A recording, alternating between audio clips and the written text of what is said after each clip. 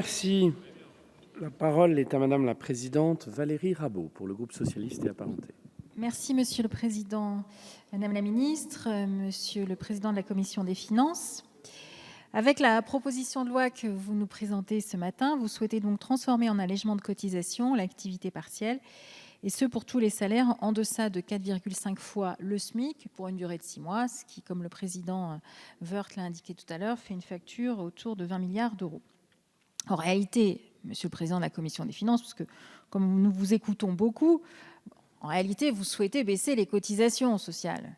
Vous le proposez à de nombreuses reprises lors de nos débats, et donc vous saisissez cette opportunité pour le faire, en tout cas le proposer.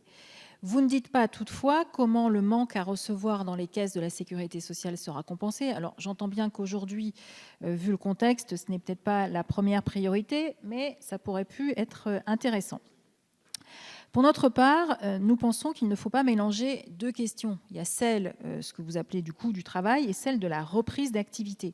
Alors, il est évident que le mécanisme d'activité partielle est un mécanisme intelligent, puisqu'il permet de maintenir les salariés dans l'emploi, et donc les compétences dans l'entreprise. C'est donc, je le redis, intelligent socialement et économiquement. Mais il est évident aussi que la fin de l'activité partielle doit être organisée. Donc vous proposez de l'organiser en sifflet sur 6 mois avec des baisses de cotisation. Nous estimons de notre côté qu'il vaudrait mieux, ce qui n'est pas le cas aujourd'hui, mais avoir un maintien ciblé, c'est-à-dire un maintien pour les activités qui ne peuvent pas redémarrer. Ce qui suppose d'avoir une vision chirurgicale des choses. On ne peut pas agir par grands secteurs, par exemple sur le site de la DARES, il y a beaucoup de données extrêmement intéressantes qui sont proposées, mais je pense qu'il faut attaquer une deuxième phase qui est plus complexe parce que plus ciblée. Je pense par exemple au transport aérien, le gouvernement a fait des annonces mardi dernier. La seule proposition qui n'est pas chiffrée dans le document des annonces du gouvernement sur le plan de soutien à la filière aéronautique, c'est l'activité partielle. On dit que ce sera peut-être poursuivi. Il n'y a pas de chiffrage, pas de données, pas de conditions. C'est, pour le coup, le seul point qui ne fait pas l'objet d'un chiffrage dans le plan aéronautique qui a été présenté. Sur le site internet de la DARES, il indique que 3 secteurs concentrent aujourd'hui 50% des demandes d'autorisation préalable pour l'activité partielle. Il s'agit de la construction, du commerce et des activités des activités de services spécialisés scientifiques et des services administratifs de soutien. Sur le premier secteur de la construction, on a une relance, on a une reprise. Sur le commerce de détail et notamment la restauration, là, il y a un vrai sujet que j'imagine le gouvernement analyse.